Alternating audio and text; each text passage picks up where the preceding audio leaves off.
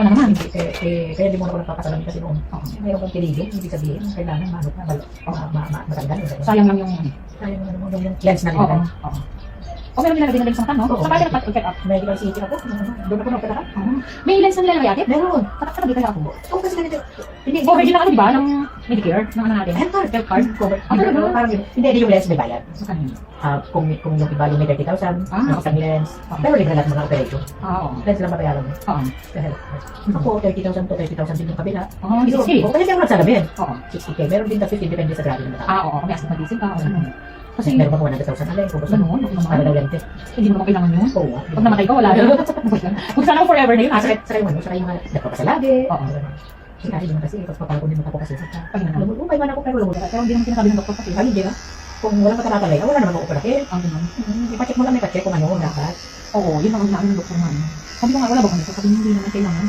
Malabo lang talaga yung mata. Malabo lang kaya nabili. Yung para man ako nasisilaw ko yung mas na ako kaya kailangan ko yung sunglass. Kasi sigaw ko sobra ng liwanag. Sobrang naliwanag yung mga kanya. Hirap yung ako. Nakakita pero hirap. Hirap sa nasisilaw. Silaw ako. Kailangan natin ng ano, sunglass. Pero sasabihin ko niya, walang grado eh. Oo. Dapat, kung yung salamin ko sana, palagyan mo na ng konting shade. Oo. O pwede. Meron naman ganun natin eh. Pag nasa araw ka, nagdadar. Medyan ka sa loob. Nagwag. Adjust yun. Ano siya? Yun yung pinag-ano ako ngayon.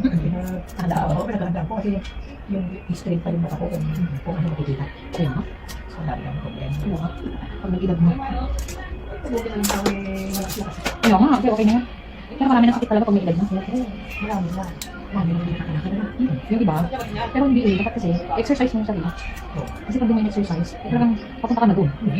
Kasi kung meron akong pupuntahan, wala na po. Ang ganda. Ano pa ramdam ko eh? Sana all. Pero babalik lang. Ayan na naman, Diyos mo. Pag itong lang na naman, ayan na naman. Siguro kung hindi ko pwede magkape na. May isang gamot ko. Hindi ako pwede kuminom na 4 hours before. Yung gamot ko. Before na iinom ako noon. Kaya nga, after dinner, 3 hours after bago pa rin ako iinom. Dahil sa thyroid ko naman. Kami tayo rin. Oo, ilang galing na. Cancerous na yun. Oo. Yung thyroidism. Ayun daw, kaya nagkaano ko kaya daw yung ating pakiramdam. Halos, nakangkot lang. Ano naman ang tayo? Oo, ganyan. Ano maramdaman mo ate ng cancer siya? Wala. Ano ba? Hinayok sila. Pero naman, buti naman. Doon nakita. Inuperan ako. Inuperan dalawang thyroid ko. 2002. Ilan akong thyroid? Ano bubuhay na? Ako kahit wala yun. Oo, kahit wala din. Pero maintenance. Oo. Maintenance. Kaya ako dito na bumak ito. Bukod naman din. Bukod naman din. Talaga? Nakapit ko na ako sa kidney ko kayo mga Hindi. Oo yun. Pag yun, ano mo na. Nakapit na siya. Kasi papasok. Mag-warning siya. Mag-warning siya. Kahit sa online deposit. Hindi na papasok. Pag may mabilis ang ano.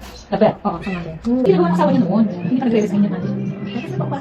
Wala na. Yun na yung bahay na ginawa niya ano. Ito tayo sa mga bata. Kaya gusto ko na inayos niya pati siya. Kahit ang galing. Hindi mo naman inayos yung bubong. Yung sabi niya, bakit? Karpintero ba ako? Pero ulo di ba ako? Sabi ko daw ako, karpintero ba ako nang nilalagyan ng bubong kasi? Ano? Wala namang ano, nag-resign siya. 2005. Sobrang kamali niya. Nag-business nga yan eh, doon sa probinsya. Kaya iniyabang kasi, kami kasi ng mga pinsan ko. Siyempre may pera siya, 1 million. Niloko lang ko siya ng mga pinsan ko. Alam mo, nagpatalitan ng business ko. Hindi sa akin, okay, business ka. Nakakatulong ko sa akin. Iniiwan din natin. Walang sayang natin lang ng business doon. Alam mo bakit iniiwan? Kasi yung businessan, automatic yun, ma-activate mo yung bigas, ibubuhos mo lang. Hindi mo kailangan ng, ng assistant.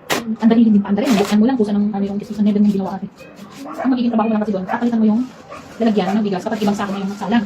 Yan yung ginawa. Kaya pag walang makinista, hindi umaanda. So, ano lang doon?